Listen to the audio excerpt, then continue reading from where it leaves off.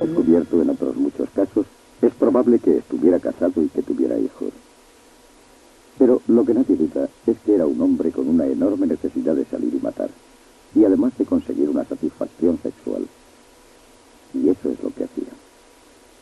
A menudo se ha dicho que hay un montón de archivos aquí y otro en el Ministerio del Interior que informan de quién fue, pero no es así.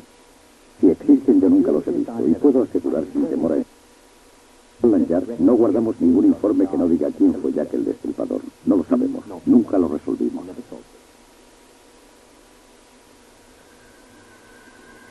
Tottenham, un semillero de anarquía, 1909.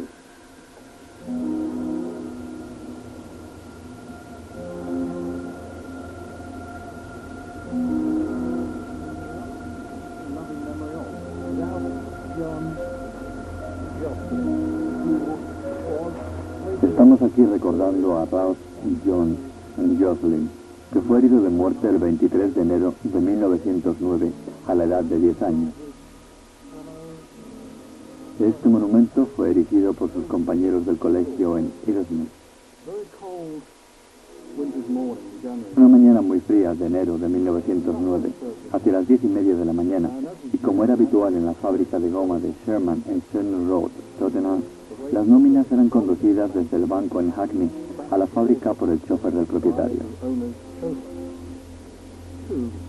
Dos jóvenes rusos se encontraban a cada uno de los lados de la puerta de entrada a la fábrica. Los dos llevaban armas de fabricación europea, algo que en sí mismo era desconocido por aquella época en este país, fuera de los militares.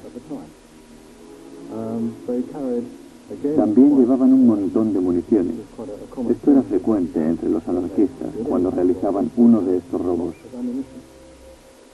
Llevaban mucha munición. Después se comprobó que dispararon unas 400 cargas durante la huida. Los policías de la comisaría, que estaba a pocos metros, se dieron cuenta de que algo estaba ocurriendo. Los agentes salieron por la puerta principal para encontrarse con los dos rusos bajando a toda velocidad James Road hacia el ferrocarril y camino de Tottenham Master. Entonces empezó la persecución y un griterío de gente indignada. Llegaron a Midgley Road, donde volvieron a cargar las armas. El coche dobló la esquina y empezaron a disparar. Así que los policías del coche se encontraron con una descarga de balas. Por desgracia, un niño de 10 años recibió una bala perdida que resultó ser mortal. Después pasaron junto a la pared de un depósito de gas, que ahora es un almacén del ayuntamiento.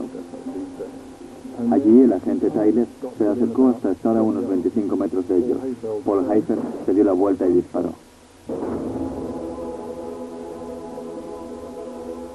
La persecución, que había empezado a ser desesperada, continuó con una determinación impresionante. Los asesinos cruzaron un paso elevado de peatones atravesando la gran estación del este y después se dirigieron hacia la margen occidental del río Lee. Así consiguieron llegar hasta la granja de Salisbury Hall. Hazel y Jacob se refugiaron en un pajar disparando a todo el que se acercaba. Entonces decidieron jugárselo todo a una carta. Un tranvía que había salido de Chelmsford de camino hacia Baker's Arms en Leyton estaba circulando. Sin dudarlo ni un momento, subieron al tranvía que iba por Leeds Road. El conductor paró el vehículo y escapó, dejando al cobrador, que se vio obligado con el cañón del revólver en la cabeza a dirigirse a la cabina y a llevarles a toda velocidad. En aquel momento ya había mucha gente persiguiéndolos. Estaban agotados. Jacob consiguió saltar una valla de madera y entrar en un solar. Hayfield, que era mucho más corpulento, no logró saltar la valla. Solo le quedaban 2 balas, y cuando vio que los policías se acercaban cada vez más, se suicidó. Jacob no paró de correr hasta que entró en una casa muy especial, llamada Oak Cottage, una casa de campo de principios del siglo XIX. Los policías subieron al dormitorio de la primera planta, donde sabían que Jacob se había refugiado. En ese momento el agente 636 Charles Eagles y el agente Charles Dixon cumplieron con su misión. Eagles disparó 2 veces, una de ellas a través de la puerta. La autopsia reveló que Jacob se había disparado a sí mismo. Un solo disparo acabó con su vida. Cuando lo sacaron de allí, ya estaba muerto.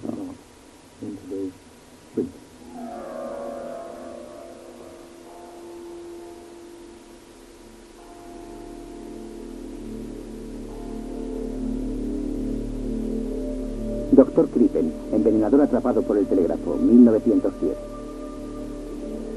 En 1910, el doctor Crippen asesinó a su mujer, Bella Elmore, y la enterró en el sótano del 39 de Hildreth Crescent.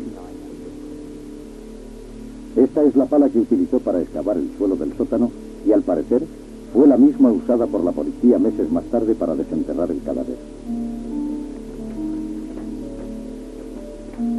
Mató a su mujer porque él mantenía relaciones con su mecanógrafa, Ethel Lenez.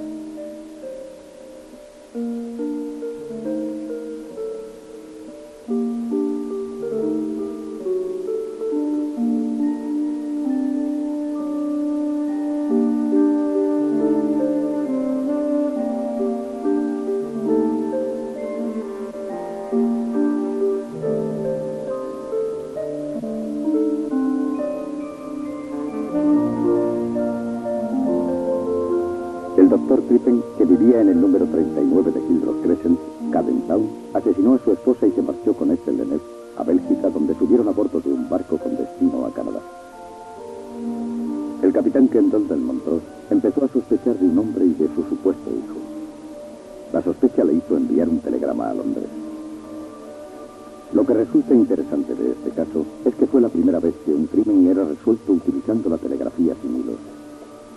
El telegrama decía así: sospecho que Crippen, el asesino de la carbonera de Londres, y su cómplice se encuentran entre los pasajeros del barco. Se ha afeitado el bigote y se ha dejado crecer la barba. Su cómplice va vestida como un chico, pero la voz, los gestos y la complexión son los de una mujer. Viajan como el señor Robinson y su hijo.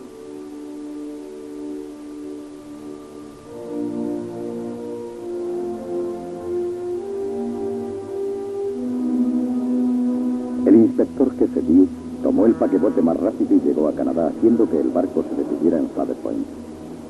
Crippen y Ethel Lenez fueron llevados a Inglaterra para ser juzgados.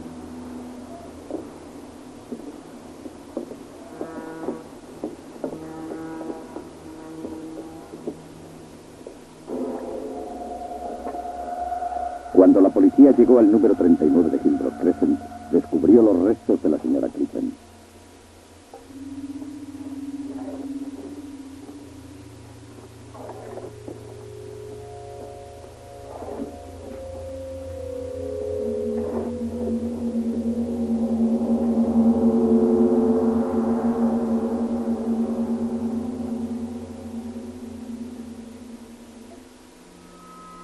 No encontraron mucho, solo unos restos con cicatrices y unos mechones de pelo. Pero también hallaron una chaqueta de pijama, y fue eso lo que condenó a Crippen. Durante el cuarto día del juicio, a Crippen se le preguntó si había comprado un pijama en la tienda de los hermanos John de Holloway. Dijo que sí. Se le preguntó la fecha y respondió que en 1905. El testigo siguiente subió al estrado y afirmó que los hermanos John de Holloway, como aparecía en la etiqueta de la chaqueta del pijama, se habían convertido en sociedad limitada en 1906, lo que demostraba que Crippen había mentido. La chaqueta del pijama condenó a Crippen después de que fuera hallado culpable. Ethel Lenez fue juzgada. El proceso duró un día y fue absuelta.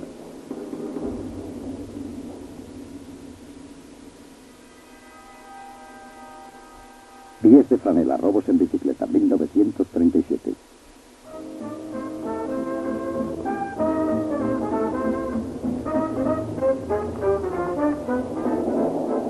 El nombre de Flambefoot, pies de franela, se debe a que siempre llevaba botas y calcetines de goma cuando salía a rodar.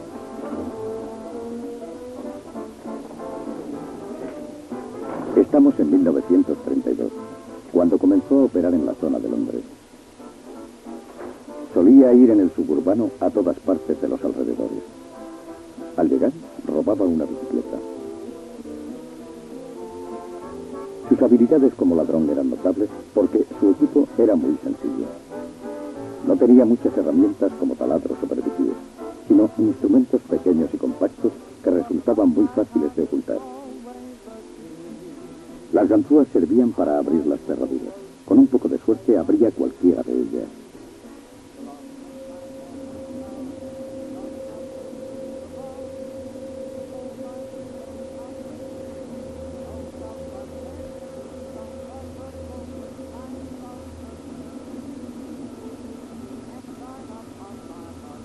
Primero elegía una casa. Taladraba el marco de la ventana con una barrena especial para madera, metía el cuchillo, quitaba el pestillo, levantaba la ventana y entraba en la casa. Trabajaba los fines de semana y solo robaba dinero. Nunca se llevó un objeto personal, por eso era muy difícil de atrapar.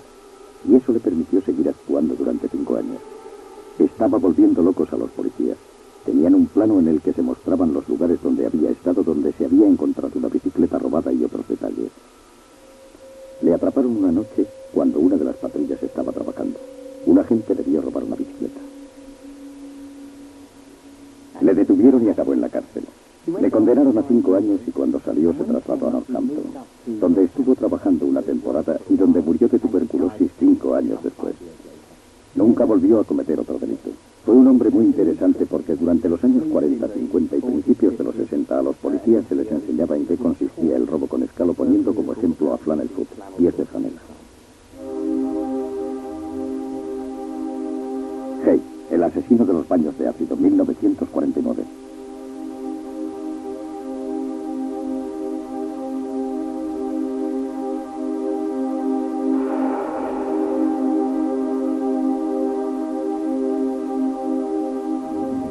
John George Hay, el asesino de los baños de ácido, es un personaje único en los anales del crimen porque fue uno de los pocos asesinos que llegó a hacer pruebas antes de cometer sus crímenes.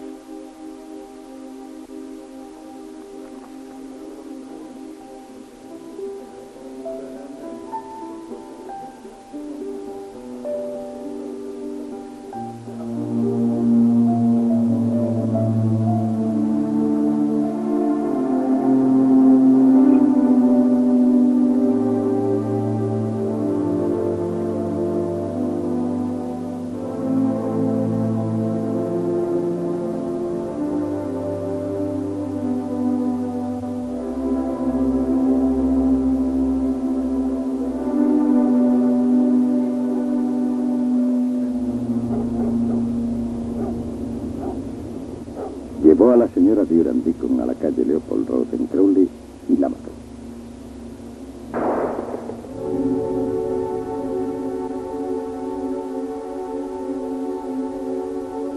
Después de ponerse una máscara de gas, un delantal y unos guantes, metió su cabeza dentro de un bidón que ahora veremos. Se le llama el asesino de los baños de ácido, pero en realidad no era una bañera, sino un bidón de 180 litros tratado para resistir al ácido. Lo llenaba de ácido sulfúrico concentrado y metía el cuerpo sin quitarse nunca la máscara de gas, el delantal y los guantes. Un cadáver metido en ácido en menos de 48 horas se convierte en residuos. Al final de las 48 horas, lo que queda es un bidón lleno de residuos que en realidad son tejidos humanos. El tejido corporal, lo que también incluye el esqueleto y ácido ya inactivo. Y lo que resulta aún más interesante, en la parte superior habrá de 5 a 8 centímetros de grasa corporal, porque el ácido no disuelve la grasa del cuerpo humano. Luego llevaba el bidón a la parte trasera de la casa, tiraba la grasa y se pasaba echando ácido frío durante más de 7 días. Eso reducía el esqueleto a simple fango. Lo del bolso de plástico es muy interesante. Al parecer, la dama en cuestión era conocida en la familia como la mujer del bolso de plástico. Se trataba de uno de los primeros bolsos de esa clase que entraron en el país y era la primera vez que nos dábamos cuenta de que el plástico no se disuelve en el ácido. Hay había experimentado disolviendo ratones en ácido, pero le resultó imposible deshacerse del bolso, de los cálculos biliares y de la dentadura postiza de la señora Deacon. Gale Chinson, el patólogo, entró en la casa y lo primero que encontró cuando se puso a buscar por el suelo, que entonces era de gravilla, fueron los cálculos biliares. Y dichos cálculos son de color verdoso. Son diferentes de la gravilla. Cuando los vio, se dio cuenta de que estaban ante restos humanos. También encontraron la dentadura postiza de la señora Deacon, que fue identificada gracias a su historial odontológico. Y un pie izquierdo calcinado también era de ella.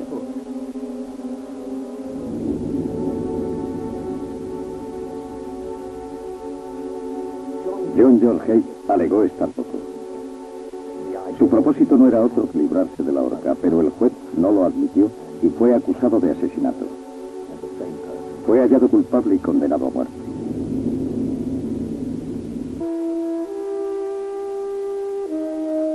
Christie, asesino múltiple, 1953.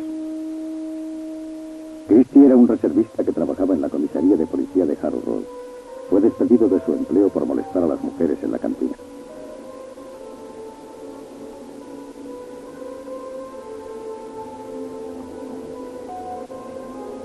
John Reginald Holiday Christie se marchó del número 10 de Rillington Place el 19 de marzo de 1953, dejando allí un cementerio. Un hombre llamado Beresford Brown entró a vivir en la casa 4 días después. Retiró el papel que cubría la esquina de una puerta de la cocina y vio el cadáver de una mujer sobre una pila de cenizas. Era el de Hectorina McLennan. Detrás de ella vio el cadáver de la señora Malone y detrás el de la señorita Nielsen. Todas habían sido estranguladas. En los cadáveres había muestras de envenenamiento por monóxido de carbono, además de pruebas de haber tenido relaciones sexuales con ellas durante el momento de la muerte, antes o después. Las mujeres acudían a la casa de Christie para que éste les practicara un aborto, pero la verdad es que era un necrófilo. No hay duda de que tuvo relaciones con ellas. Bajo los tablones del suelo de la sala de estar se halló el cadáver de la señora Christie. Luego los policías excavaron en el jardín y encontraron los restos de Ruth First. Esta es una vértebra de Ruth, con raíces creciendo a través de ella. También encontraron los restos de Muriel Eddy. Muriel y Ruth habían desaparecido en el 43 y en el 44. Gracias a un buen trabajo del forense, fueron identificadas las dentaduras por los historiales dentales. Estaban consideradas como personas desaparecidas. La policía empezó la caza del hombre, pero este había desaparecido. Luego fue visto en el puente Putney, detenido por el agente Ledger y conducido a una comisaría. Me di cuenta de que Christie se dirigía hacia arriba bordeando el río. Christie se cambia de ropa. Luego fui a interrogarle. Le pregunté qué estaba haciendo y me dijo que buscaba trabajo. Entonces le pedí su nombre y dirección y me dio una identidad y unas señas falsas en Notting Hill. Cuando dijo que vivía en Notting Hill, le identifiqué porque era allí donde habían ocurrido los asesinatos. Le pedí que se quitara el sombrero y así lo hizo. Entre el pelo había restos de ramas y hojas. Era evidente que aquel hombre había estado durmiendo a la intemperie. Estaba casi seguro de que era Christie. Saqué el Daily Mail y miré la fotografía. Le dije que creía que él era John Reginald Holiday Christie y que le detenía para interrogarle. Le llevé a la comisaría de Putney y un agente quedó a su cargo en la sala de los detenidos. Después fui a la oficina y el sargento miró una y otra vez la documentación. No sé lo que pensaba de aquel hombre que había encontrado en la calle. Y no le creyó. Le dije que había detenido a un hombre que era el hombre que buscábamos, y un grito saltó por encima del mostrador y se abalanzó hacia la sala de los detenidos.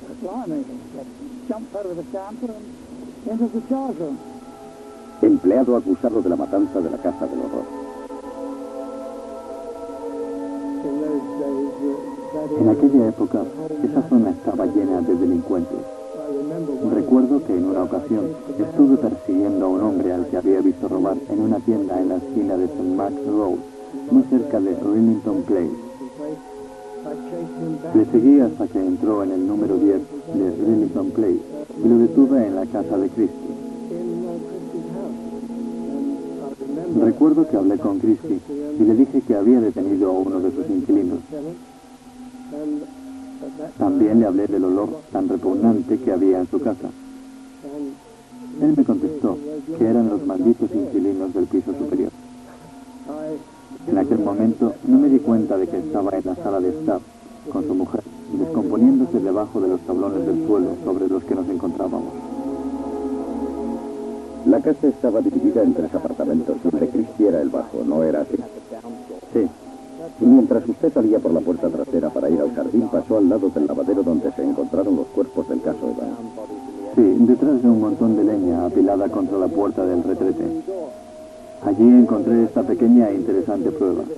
Sobre un montón de basura que estaba al lado de la puerta, bajo la ventana del baño, encontré una tabaquera bañada en oro que parecía ser nueva y estaba muy limpia comparada con el resto de la basura. La recogí, la abrí y en su interior hallé una serie de muestras de pelo. Esto levantó mis sospechas. Resultaron ser muestras de vello del pubis de varias mujeres. Christie fue juzgado por el asesinato de su mujer, hallado culpable, condenado a muerte y colgado en Pentonville. John Reginald Holiday Christie fue el peor asesino en masa de este siglo hasta la aparición de Nixon. Ruth Ellis, la última mujer ahorcada en Gran Bretaña, 1955.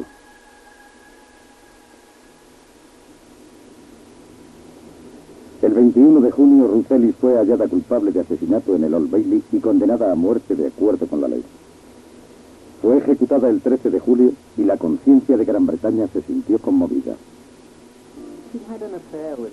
Había mantenido un romance con un tipo llamado Blakely. Durante años estuvieron viviendo juntos.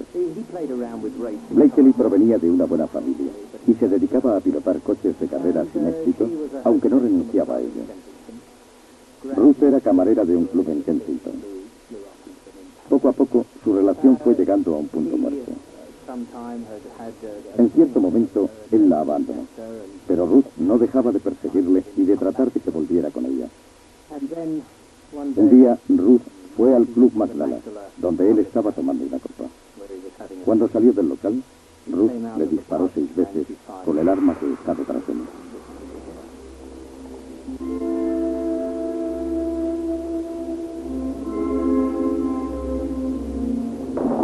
Después de matar a su novio, Ruth Ellis fue conducida a una comisaría en un coche celular.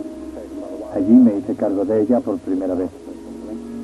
Hice que se sentara en una sala del Departamento de Investigación Criminal.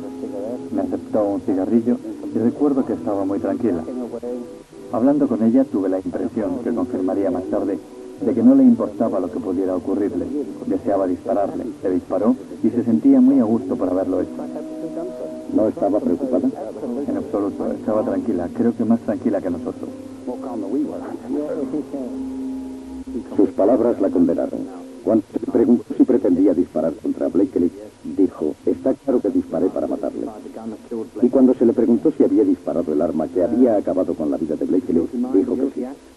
La mente culpable y el acto culpable necesarios en un asesinato para demostrar que en efecto lo es, estaban allí. Yo tuve un papel importante en todo aquello, porque entonces, en la época de la pena capital, era frecuente que la policía fuera a recoger al preso a la cárcel, lo llevara al tribunal de Hampstead y lo devolviera a la prisión. A mí me tocó ese trabajo. Solía sentarme en la parte posterior del coche, mientras una mujer policía se ponía a su lado. Hablábamos de toda clase de cosas. A veces hablábamos como si fuéramos a una fiesta.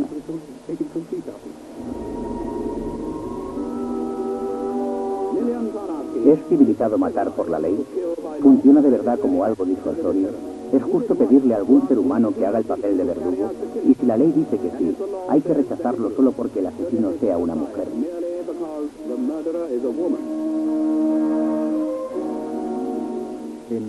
En los años 20, 30, 40 y 50, todas las mujeres colgadas despertaron cierta simpatía entre el pueblo. Una larga serie de acontecimientos llevó a la gente a plantearse la abolición de la pena capital. El sentimiento general abolía la pena de muerte.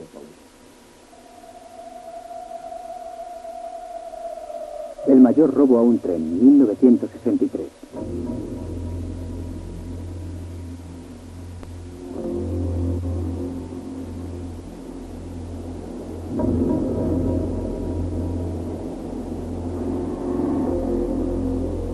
De agosto de 1963. El gran robo del tren.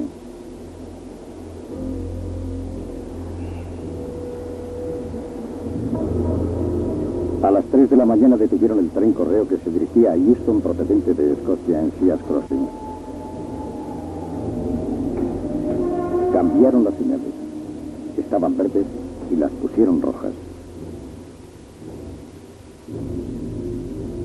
tren se detuvo y 15 criminales subieron descargando 121 bolsas llenas de billetes usados y las cargaron en camiones. Condujeron hasta llegar a una granja llamada Liversley. Y en aquella granja se quedaron esperando. 5 días después se repartieron el botín de 150.000 libras para cada uno y se separaron, yendo a distintos puntos del país.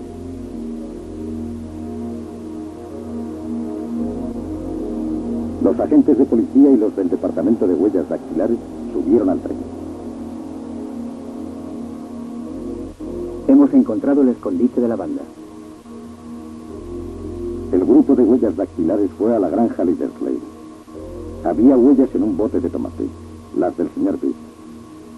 También fueron tomadas huellas en latas de cerveza. Habían tratado de ocultarlas poniéndose cinta alrededor de los dedos, pero eso no funcionó. Hacía mucho calor y se les despegaban. 10.000 libras de recompensa.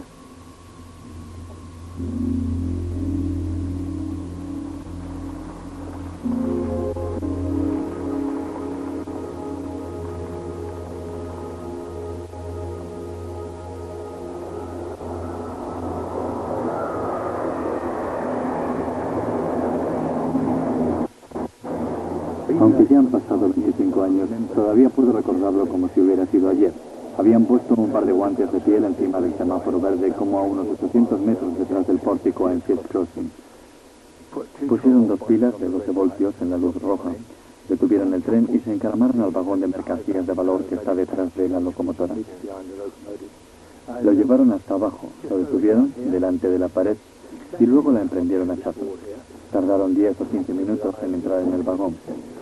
Después formaron una cadena humana para pasarse las 120 bolsas de correo que contenían cosas por valor de 2.600.000 libras y que pesaban más de 2 toneladas.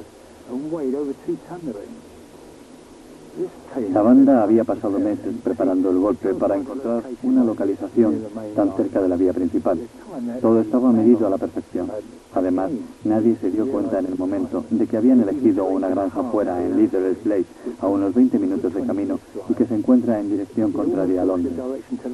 Por eso, cuando alguien diera la voz de alarma diciendo que habían parado un tren y habían robado millones, nosotros empezaríamos a montar controles de carretera. Ellos tomaron un camino corto y sin vigilancia. No habían olvidado un solo detalle en la planificación. Sabían que no los buscaríamos en una granja perdida en el campo. Esta es la granja donde se escondieron. Así estarían aislados. Fue una buena elección. Es increíble, pero no se puede ver desde la carretera. Solo se encuentra a unos 300 metros de la carretera principal, pero está justo debajo de la línea del horizonte. Hay que subir casi 1 kilómetro para poder divisar la granja. Estaban muy bien escondidos y además tenían provisiones para una temporada. Lo habían estado organizando todo durante unos 15 días. Latas de judías y demás productos fáciles de cocinar, sacos de dormir y 7 cajas de cerveza. En mi opinión, no fue solo uno de los delitos más gordos que hemos sufrido nunca, sino también el mejor planeado de todos. Se les impusieron condenas muy duras y pocos de ellos la cumplieron completa. Dick escapó a Sudamérica. Ya no puede volver. Si lo hiciera, acabaría en la cárcel por el delito que cometió en 1963.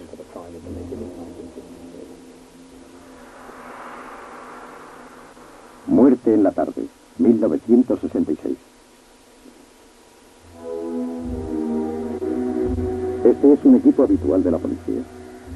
Foxtrot 11 va por las calles tratando de capturar delincuentes. Y cuando está circulando por la calle Braybrook, un coche les llama la atención.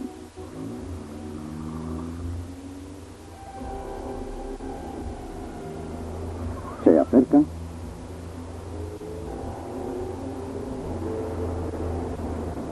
¡Pare, pare!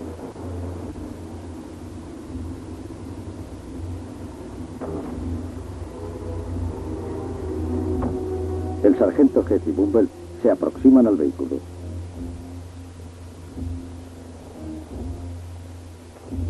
¿Es usted el propietario de este coche? Sí, ¿Me permite ver el permiso de circulación? no lo tengo. No me lo entregarán hasta que no haga la revisión técnica. Entonces el carnet de conducir.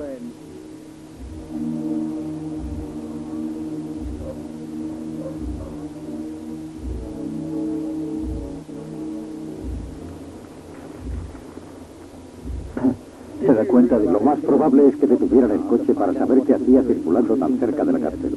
Oiga, será mejor que nos deje tranquilos. Tómale todos los datos. ¿Nombre? ¡Mátalo, mátalo!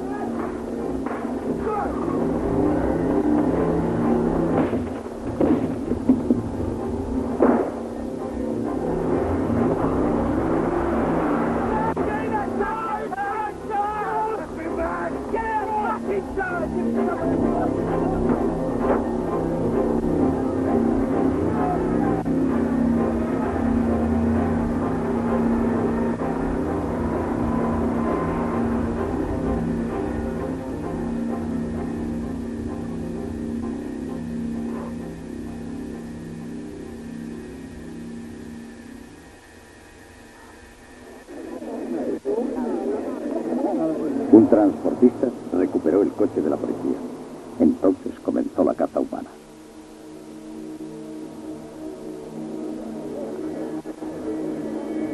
Se dio aviso a todas las unidades COCA, que son los grupos de homicidios, para que se pusieran en contacto con Scotland Yard inmediatamente. Se había producido un ataque muy grave contra 3 agentes de policía en Cipher Bus, en la calle Braybrook. Nosotros teníamos que volver a la central y esperar órdenes. La gente de Cipher Bus se portó de maravilla. Nunca había visto un sentimiento así. El día que ocurrió aquello, todos estaban a la cola para hacer donaciones o para llevar flores.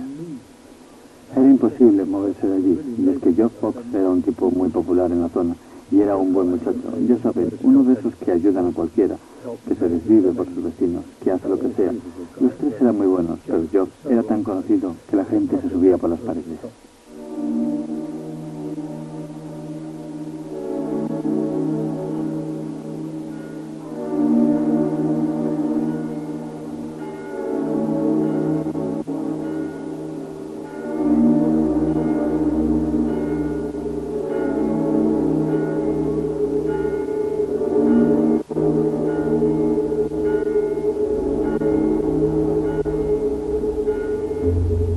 La Asociación de Policías ha propuesto la reimplantación de la pena de muerte para los asesinos de policías. ¿Reconsiderará el Ministerio del Interior esta postura? Puedo comprender muy bien las reacciones y los sentimientos de la policía en el momento actual, pero cometería una tremenda equivocación si tomara una decisión política de tal trascendencia como consecuencia de un hecho, por horrible que éste pueda ser. John Daddy y John Edward Whiteley fueron detenidos enseguida. Harry Roberts dijo que había estado allí, pero que no había disparado ni un solo tiro. Cuando lo traíamos en el avión, viajaba en la parte trasera con Henry. Íbamos en un compartimento aislado. Llevaba una gabardina, pero hacía mucho calor y nos preguntó si se la podía quitar. Le tratamos como a un caballero. Creo que por alguna razón sintió remordimiento de conciencia y de repente me dijo, fui yo. Salí del coche y Robert me gritó, mátalo, mátalo. Entonces saqué la pistola y disparé. Desde aquel momento no paró de confesarlo todo. 1000 libras de recompensa. Harry Roberts era el jefe de la banda, ¿verdad? No había la menor duda de que era el jefe. Era una banda de 3 al cuarto, de lo más corriente. Nada del otro mundo. Roberts había estado en el ejército. Su labor allí era vigilar desde lo más alto de un árbol. Y por ello se le concedió una medalla por sus esfuerzos. El loco de Robert tiene 3 armas.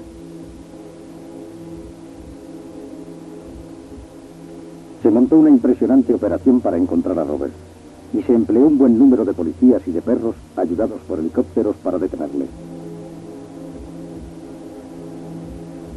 La casa del hombre.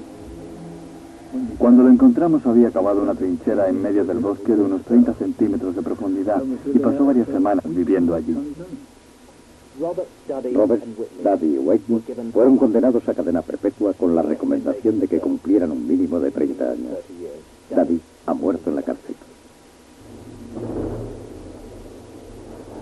Georgi Markov, disidente búlgaro, 1978. Georgi Markov se encontraba en el lado sur del puente de Waterloo cuando sintió un pinchazo en el muslo. Se dio la vuelta y vio a un hombre con un paraguas que tomó un taxi y se marchó. Markov subió a un autobús dirigiéndose a Buskhouse, donde trabajaba. Allí le dijo a un amigo que apenas podía mover la pierna. Georgi Markov era búlgaro y trabajaba para el servicio exterior de la BBC. Había huido de su país 7 años antes y además de trabajar para la BBC, lo hacía para la emisora alemana Deutsche Welle y para la americana Radio Europa Libre.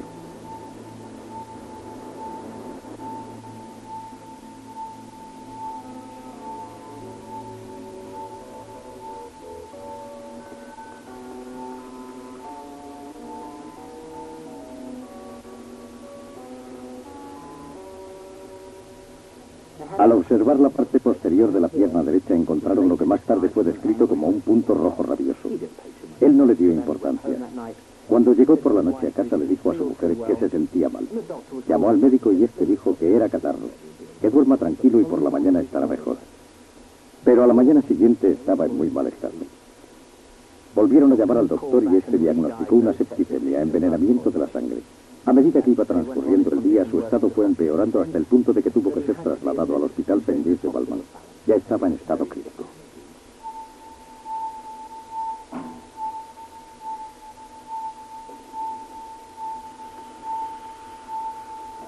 Todo resultaba un poco misterioso.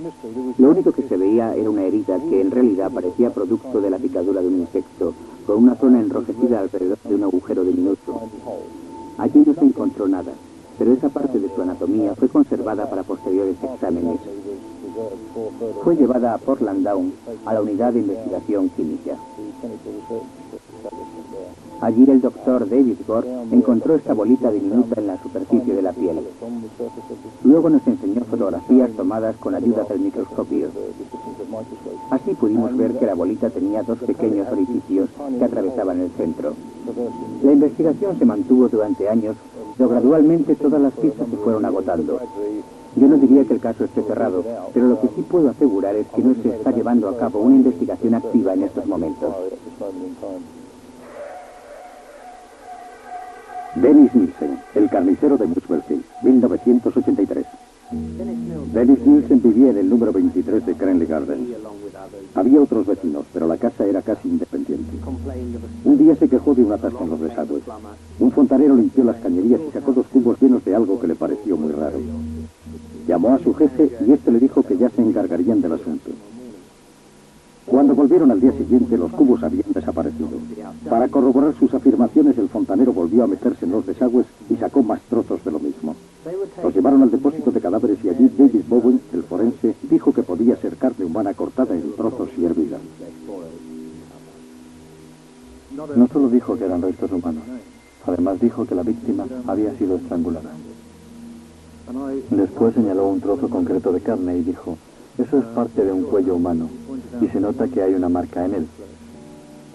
Eso me dejó de piedra, porque sabía que cuando me enfrentara cara a cara a ese tal Nielsen, aquella misma tarde estaría ante un caso de asesinato. Cuando entré por la puerta, me encontré con un tipo corriente. Parecía el típico oficinista. Me presenté y le dije: he venido por lo del desagüe. Quise saber por qué estaba tan interesado en ello y le contesté: vamos a su apartamento y se lo contaré. Luego le dije que los desagües estaban bloqueados con restos humanos y él contestó: eso es espantoso. Le pedí que me contara dónde estaba el resto del cuerpo y contestó que en 2 bolsas de plástico en otra habitación. Encontramos rastros de sangre en la bañera, lo que indicaba que había utilizado el baño, quizá con el fin de cortar en pedazos alguno de los cuerpos. También hallamos rastros de sangre en el horno, junto a pelos, grasa corporal y trozos de carne. En aquel momento nunca pensé que pudiera tratarse de más de un cadáver, pero un comentario de mi ayudante, Steve McCaskill, cuando volvíamos a la comisaría, me permitió descubrirlo. Steve le preguntó si se trataba de un cadáver o de 2, y Nielsen contestó que de 15. Luego dijo que en total eran 16. Más tarde descubrimos que había 15. Lo más curioso es que le creímos en el momento. No había ningún motivo para pensar que hablaba solo por hablar. Desde el principio fue sincero con nosotros, en todos los sentidos. La búsqueda de los cadáveres condujo a la policía a la avenida Melrose, el anterior hogar de Nielsen, donde los agentes de policía registraron el jardín y un trozo de tierra baldía en la parte posterior buscando restos humanos.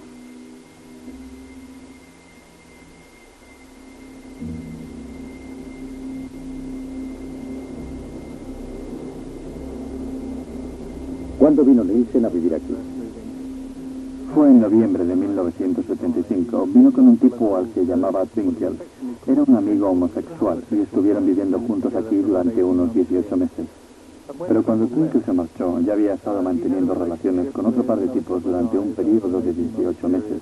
Y entonces, hacia 1978, creo que fue en diciembre del 78, uno de sus compañeros de apartamento volvió aquí y no se marchó. Fue la víctima número 1.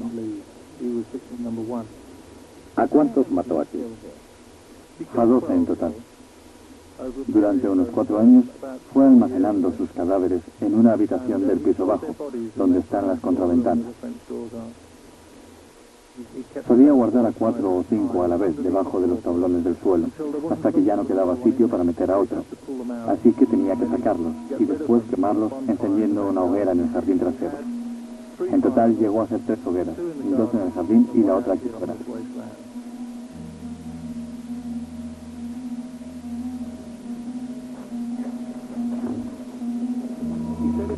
A un periódico concreto le confesó que la víctima es como el plato sucio después de la fiesta y que fregar el plato era una tarea muy normal.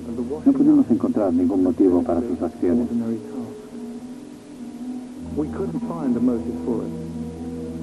Lo único que conseguimos descubrir fue que invitaba gente a su casa porque esperaba que alguien se quedara con él. Y siempre, o casi siempre, después de tomar una copa, al terminar la tarde, su visitante se levantaba y se marchaba. En 15 ocasiones aquello fue demasiado para él, así que los mataba, y en más de una ocasión dejó a su víctima sentada en una silla, en posición erguida, pero muerta.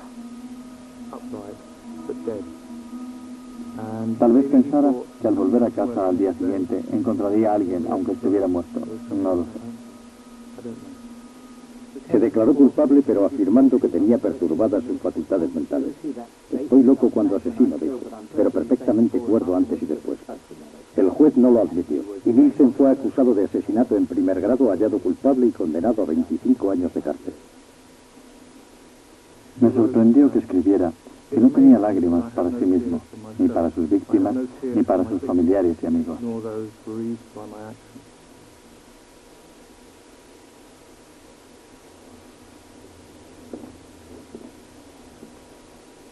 Volvemos donde empezamos, con Jack el Destripador. Este es un museo en acción.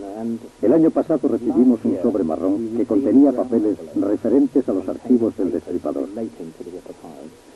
No nos daba ninguna respuesta sobre la identidad de Jack el Destripador, pero nos devolvía documentos importantes como la carta al querido jefe, la original. En el archivo sobre Jack el Destripador podemos encontrar una buena cantidad de papeles. Se llaman las notas McNaughton.